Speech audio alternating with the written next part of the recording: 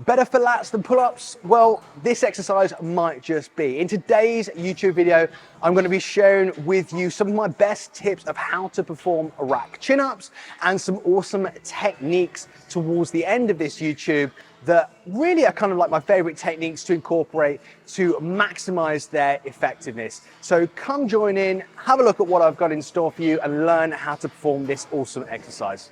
So let's start with setup and technique, just so you know exactly what I'm speaking about, because I know some of you might not know what a rack chin-up is to start off with. So I've got my bench set up maybe about kind of 2.5, maybe 3 feet away from my rack. You'll just adjust the distance from the rack according to your length and just what feels best.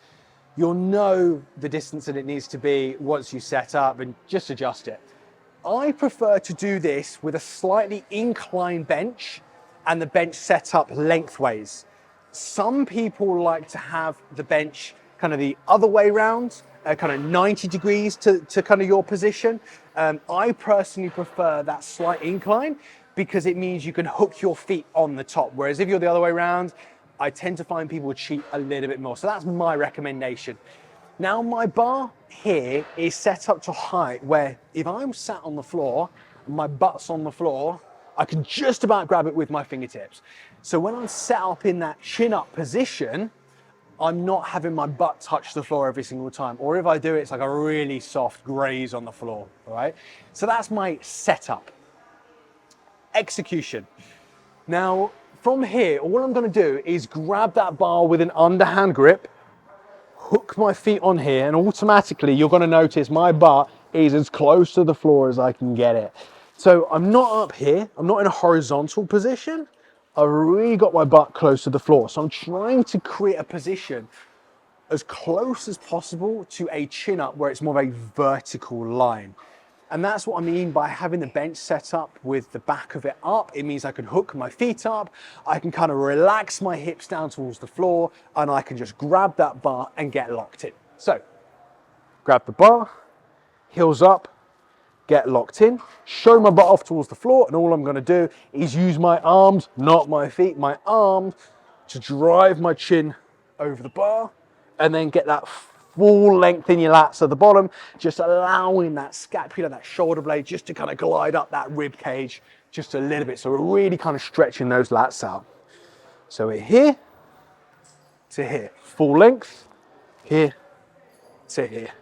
Really maximizing that stretch at the bottom as much as we possibly can. So that's setup and execution. Why might these be better than chin-ups? Now I know what you're probably thinking. Rack chin-ups are easier than regular chin-ups, so therefore how are they great for growing your back? Well, yes and no.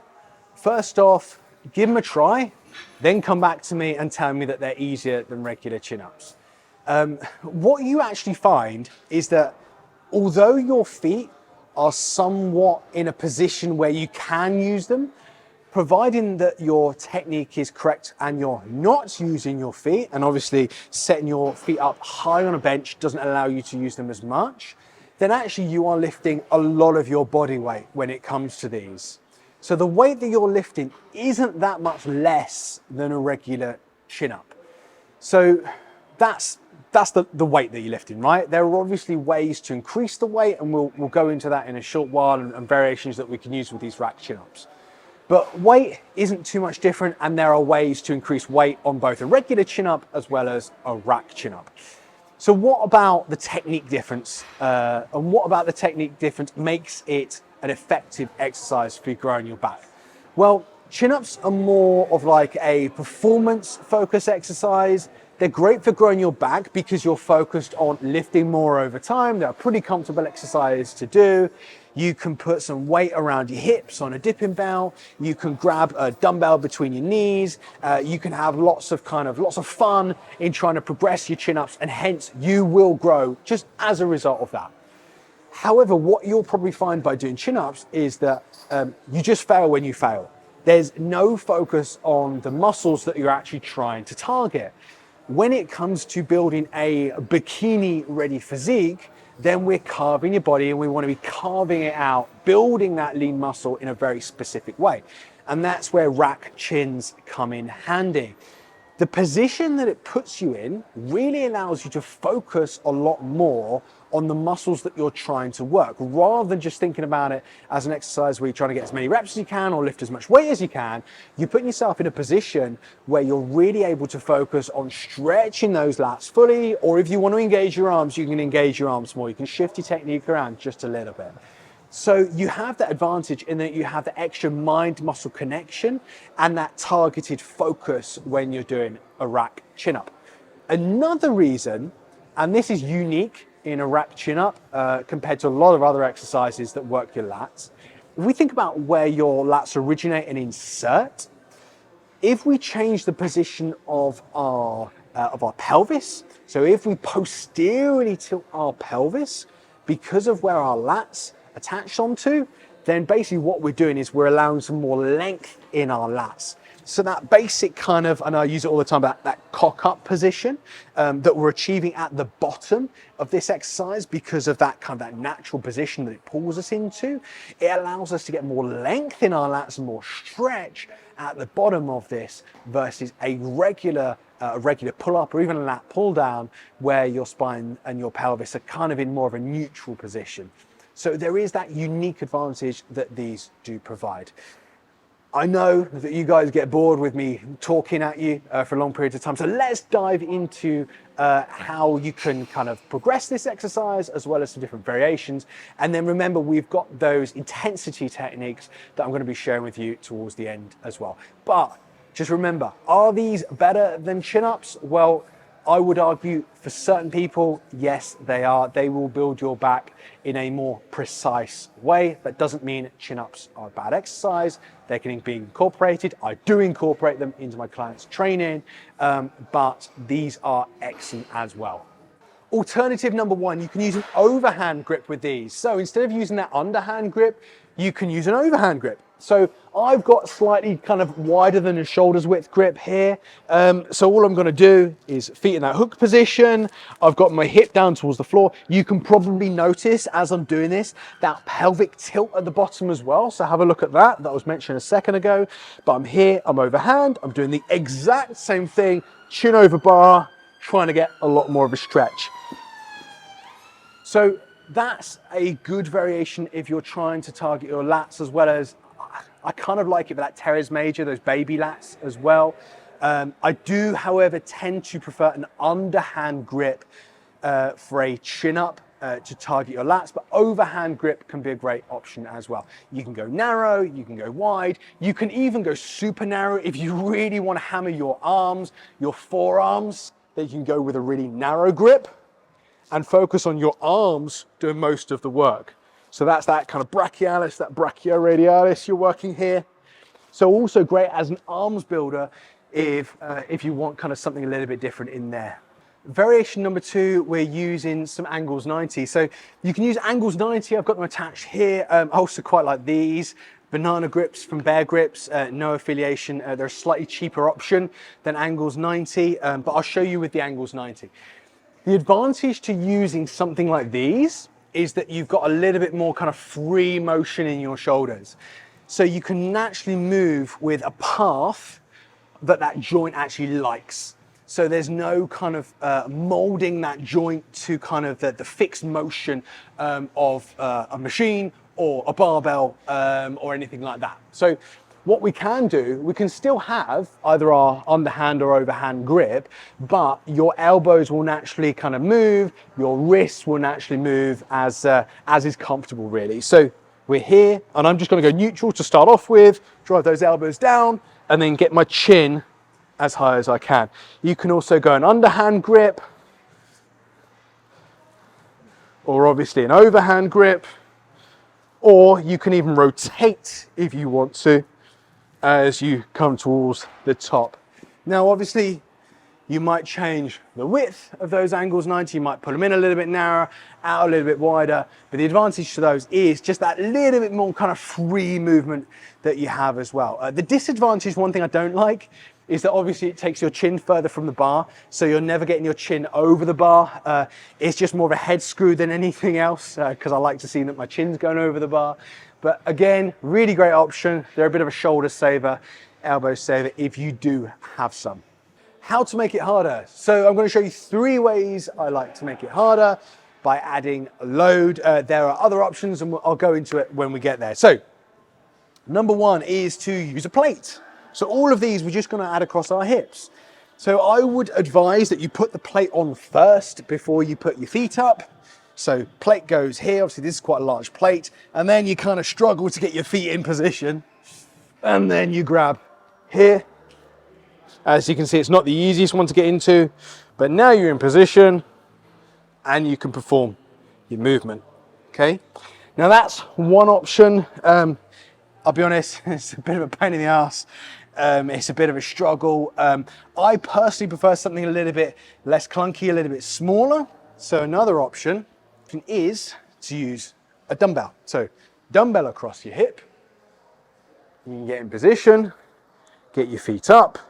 So you're a little bit less clunky. You can bend your knees a little bit more as well. Drive your elbows down, chin over the bar. So that's another way to make it harder. Another way, have a sandbag. Ignore the weight I'm using here, it's only 5 kilos. Obviously add whatever weight you need to, but sandbag across your hip, same idea. There, chin over bar, and repeat. So you've got 3 ways you can make it harder there. Other ways, I really like, if you have access to it, chains. My favorite option, because the chains just sit nicely across your hips. They take up minimal space, they sit in your hips nicely, and no, we're not talking about kind of unloading with the chains, you get the kind of that variable resistance with the chains, with them touching the floor. We're literally just talking about them across your hips, just sitting there quite comfortably. And you can, I quite like doing drop sets with chains, so you can like do it with a few chains, strip one chain off, go again, strip another chain off, body weight. So that's another option. I have also seen, and I've used before, an easy bar. So an easy bar actually sits nicely across your hips because of the groove in the bar. You can load it each side. You can kind of roll it on almost as though you're about to do a hip thrust. You get in position and you can go from there. So that's another option that you can use to load. But personally, you can keep it simple just with a dumbbell, or if you've got the chains and want to look badass, then use the chains instead. The last thing we're going to go over are intensity techniques. So we're going to go over 3 of my favorite ways to spice them up and add some intensity to them. I would only use an intensity technique if you've already mastered the basics, you've already spent a period of time just doing basic sets. And then if you want to kind of add an extra bit of intensity to your workouts, change up the stimulus a little bit, then these are good options to throw in there. So the first one I've already mentioned, which is a drop set. I'll show you what that looks like. So you'll start off with some weight. So we'll just use a dumbbell here. Imagine you've done, let's say 10 reps, okay? So we've done our 10 reps with the weights. We've chosen a weight that's challenging for those 10 and maybe just leaving 1-2 reps in the tank. We get rid of the dumbbell and we now body weight, and then we can continue the set. So that's our drop set. We've dropped the weight to just body weight alone. And then we finish off our set with as many reps as we can. So that's a drop set. Extended sets, so that's our intensity technique number 2. Extended sets are kind of like a drop set, but instead of dropping weight, we're just adding like a 2-3 breath pause after doing our set before we do kind of as many extra reps as we can out of that. So obviously load yourself up as much as you need to. So imagine I've done a hard 10 reps. So hard 10, I've got maybe 1-2 reps left in the tank. I've done my 10. I'm just stopping. I'll release myself completely from the movement, from the exercise. I'll take 2-3 breaths, reset, and then do another set of as many as I can. So practically speaking, if you selected the right weight, and let's say the aim was to get 10 reps, it might be 10, 2-3 breaths, and then you might only be able to get maybe 4 to 6 max, and that will be one set of your extended set. You might do 2-3 of those in total. Just remember, you're always trying to load the exercise to challenge that first number of reps. You don't have to do 10 reps of this. You can do 3 reps if you want to. An extended rep set can be 3 reps, 2-3 breaths, and maybe 1 or 2 reps if you want to. There are various ways to do extended sets, but I quite like, from a hypertrophy perspective, 8 to 12, 2 to 3 breaths, reset, and then maybe 4 to 6, as many as you can after. So those are extended sets. Final intensity technique is a cluster set. Now, these are cluster sets for hypertrophy. There are a number of ways you can do cluster sets, but this is a setup I like to build lean muscle tissue. So first off, select a weight that you can get around about 10 reps with that's challenging. So again, 1 to 2 reps left in the tank max by the end of you doing your 10 reps. So with a rack chin up, it's obviously a body weight variation. It could just be body weight. It could be putting an extra like 10 pounds on, or 20 pounds, 10 kilos, whatever, okay? Select your 10 rep max. So imagine I've got my 10 rep max strapped on me, all right? Then what I'm gonna be doing is just 5 reps. So here, I'll just do 5. So I'm only doing 5 reps with what I would otherwise do 10 reps with. Once, imagine I've done my 5, I'll have a 10-second break, or maybe 2 to 3 breaths, similar to the extended set. I'll then go up and I'll do another 5. Okay, so imagine, again, I've done another 5 reps. I'll take another 10-second break, a few breaths, and then I'll go for another 5 to finish. So basically what happens is, by the end of it, I've done 15 reps with something I would have otherwise only been able to lift for 10 reps. So again, it's an intensity technique. It's meaning that we're extending the volume and the load for that set more than what we would otherwise have done if we had only done that exercise just with our 10 rep max to start off with. So 15 reps with 10, super potent stimulus to build muscle. I do like them. I don't use them too much, I'll be honest. I'll tend to use an extended set a little bit more than a cluster set. It's just a little bit easier to track. Practically speaking, they work a little bit better as well. But if you're in like specialization phases, want to try something a little bit different, or really committed to kind of using those cluster sets to drive up some hypertrophy over maybe a 4 to 6 week training phase, if you stick to them consistently, you will see some really great benefits from using cluster sets with a hypertrophy setup. Obviously, you can set them up from a strength perspective, and that's where they come from, is more kind of strength building background with strength athletes, but that is how to do them to get a hypertrophy stimulus. So those are our 3 favorite intensity techniques. And guys, I think we've covered absolutely everything. So if you do have any questions with any of the sections that we've gone over, and I know I've gone over it quite fast, but always just drop them in the comments below, or comment on whatever kind of social media platform that you're watching this through. So we've just gone through rack chin-ups, how to effectively perform them, to get the most from them to grow your lats, as well as some useful techniques that you can start incorporating right away into your own training. Just remember, if you did get a lot of value from this video, drop a like. It really helps me to support this channel. And if you do not want to miss a future video, just subscribe to my channel as well.